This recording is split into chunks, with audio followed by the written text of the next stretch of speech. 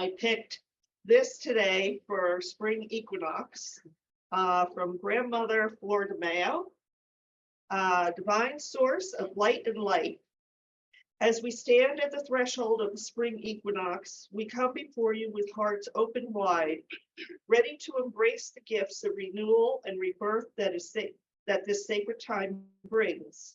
We give thanks for the balance of light and darkness, for the awakening of the earth, and for the promise of new beginnings that fills the air. On this day of perfect equilibrium, may we find harmony within ourselves and with the world around us. May we release that which no longer serves us and welcome the fresh energies of growth, creativity, and transformation into our lives. Blessed be the seeds we plant as we sow the intentions of our hearts and nurture the dreams that stir within us. May they take root and flourish, blossoming into manifestations of love, abundance, and joy. Grant us the wisdom to recognize the beauty in every moment, the courage to follow our inner guidance, and the gratitude to appreciate the miracles that surround us each day. As the sun rises higher in the sky and the days grow longer, may we feel your presence guiding us forward on our spiritual journey, illuminating the path with your divine light and love. May this spring be a time of celebration, connection, and profound transformation for all beings as we dance in harmony with the rhythm of the earth and the cycles of the cosmos. So write it in. My thoughts for today. Thanks, beautiful. Thank you.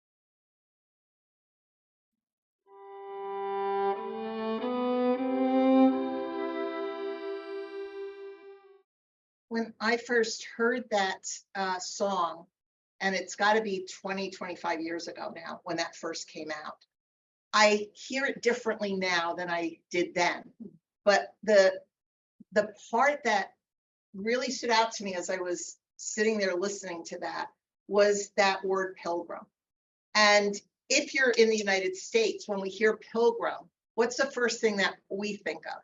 We think of the Mayflower. We think of the pilgrims coming over. If you're from a different culture, you may think of pilgrimage. You may think of something that is different than the way that we may look at it from this culture. But the word pilgrim is a person who journeys. They journey to a sacred space, a sacred place for a spiritual reason. Some people may say in the case of pilgrims, for America, it was for religious reasons, but it's for a sense of looking. It's a sense of understanding. It's a sense of moving forward in a way that you may not understand when you first start that step. And in our pilgrimage, what does that mean?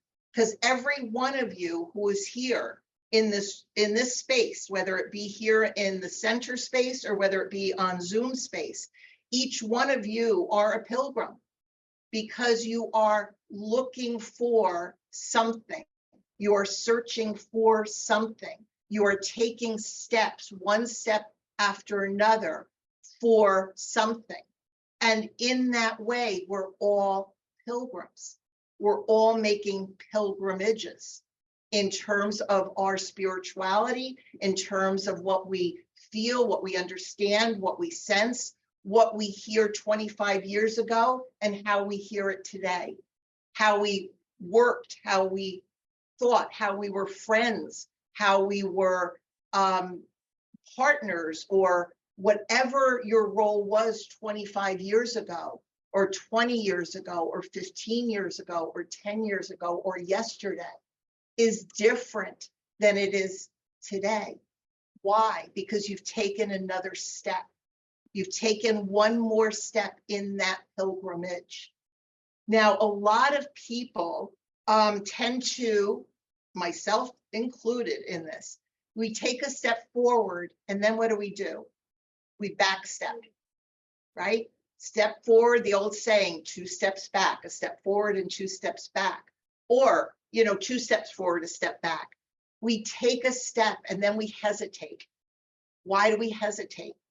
Are we afraid? Are we not sure? Are we more comfortable in that step that we came from? Because change is not easy for us, is it? Change, well, and some of you might say, yeah, I love change, because some people get adrenaline rush with change. They like change. They don't like to be in the same spot all the time. So we can look at that and say, are we afraid of change, or are we afraid to stay and grow? There's opposite ends of that pilgrimage. There's opposite ends of how we look at change.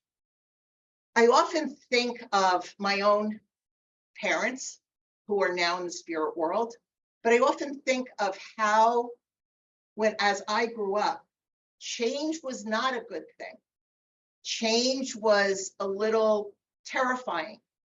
Now, not because my parents were not intelligent, they were, not because they didn't love us, my sister and I, they did, but change was not something that I grew up understanding. I didn't grow up learning how to deal with change. I didn't learn how to put that next step forward, only staying in what I knew. Now, my mom's been passed for a few years now, and when I tell you this, please believe it. In her house, the drapes that are in her house that my sister is in now are still the same drapes that were in that house when we moved there in 1959. So when I talk about not changing, not being comfortable with change, this is where I come out of, that kind of thought process. So when we talk about development, when we talk about journeying, when we talk about going into places, taking steps that we're not always comfortable, you are not by yourself in this. We've all are still dealing every day with a step forward and a step back, or 2 steps forward and 2 steps back. That does not make us bad people. It doesn't make us unintelligent. It doesn't make us uncaring, unloving. What it makes us is human. What it makes us is people figuring out their life, figuring out step by step, moment by moment, choices, changes, and where that brings us. And those things are not easy. Those things are always challenging because we second guess ourselves. And we look at sometimes, and I'm not going to say everybody does that, but again, I've done it, so I've got to figure if I do it, some people have to, right? We look at the connection to the spirit world. We look at our family, like my mom and dad, like maybe your relatives, your friends who have passed from our physical presence, from our physical choices, from our physical everyday taking a step into the world of the spirit energy. And what is that for them? Once we move into that energy, does everything stop? Are we promoted to angel 1, angel 2, angel 3? Do we get a badge? Do we say we don't have to worry about this stuff anymore? Maybe. But what I've learned from the spirit world is that those steps continue. That what we deal with in this world, if we don't deal with what's in this world, guess what? We still have to deal with it on some level, in some way, in some energy. So our pilgrimage continues. Our work continues. What goes into the spirit world is not our illness, is not if the sense of, okay, we've got this physical body and I have to not eat carbs, or I have to eat that, or I have to do that, or I have to do that. That's kind of eliminated for us. But who we are, that person that's made the journey for how many years we were on this physical earth, all of who we are, all of our memories, all of our experiences, all of our thoughts, all of the good, all of the not so good goes with us. And guess what? We got to figure it out. We still have the journey. We still have the opportunity of change. And when I say that word, it sounds strange to me when I say opportunity of change, because of the way I grew up, not liking change, I've always had to be literally kicked to the curb to make a change. That's just my life. Kick to the curb, I'll make the change. But if I'm not kicked to the curb, no change. So when we have the opportunity of looking at how do we grow with change, how do we move forward in something that we're not comfortable with, that we've taken the step where we actually picked up our foot off of the ground and are ready to put it down. And in that moment, we question, we wonder, we become afraid of putting that foot down for that next step of that journey of our pilgrimage. But when we do, we have always the choice to say, do I take another step? Or do I take that step back? That's our free will. Now, I've heard a lot of times people talking about, I'm not saying it's right or wrong because I don't know. A lot of times saying we come here with a blueprint, right? We come here from the spiritual energy into this human incarnation with a blueprint that we get to follow. Now, that would be great because there's a lot of times I was looking for a blueprint and I didn't have it. So if it came in a manual, I would have loved it. I haven't found that yet. But do we have a blueprint? Maybe we do. Or do we create our blueprint with every choice, with every time we take that step, every time we make a decision that isn't always comfortable, every time we meet somebody new, every time we do something that may not be in our normal day-to-day? Do we have that opportunity then to look at things from a different perspective as our soul pilgrimage? And I believe we do. I believe our choices are what is our life, not the safety zones, because those are easy, right? When we're in our safety zone, our comfort zone, we don't have to think so much. We don't have to worry so much because it's comfortable. But when we take that step out of that comfort zone, what happens then? That's when all this stuff comes up. All our blueprints are thrown out of the window. All of our fears may appear. And then we have the choice. Do we take the step? Do we keep on our pilgrimage that takes us from the physical into the spiritual, into eternity? Think about that word, eternity. It's a long time. It's a time we can't comprehend with our physical brains. We have eternity to grow, to learn, to take steps forward, to rewrite the blueprint, and to find those things that have made us fearful all of our existence. What a wonderful gift. What a wonderful gift, as scary as it is, as frightening as it is, as hard as it is. What a wonderful gift. And if we are all pilgrims, which we are in this life, we're all looking for that next step. Are you brave enough to take it? You may say on a given day, absolutely. And then on other days, you might say, not today. And that's our free will. That's what makes our life. The choices and the free will. And the thought that if we don't get it right today, guess what?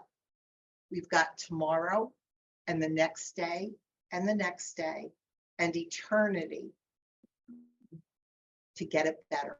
May not ever be perfect, but to get it better. One of the things that I love about our humanness is that we get to make mistakes.